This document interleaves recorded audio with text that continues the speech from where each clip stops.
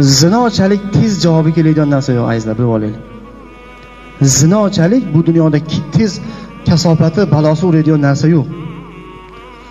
Shuning uchun gunohdan qo'rqaylik, bolamizga uradi, azizlar. Gunohdan qo'rqaylik, molimizga uradi. Bolangiz o'zidan o'zi banisiga tushmaydi, kasal bo'ladi. Musulmon odam rosa tafakkurli, Rasululloh rosa farosatli bo'ladi mo'min deganlar, to'g'rimi?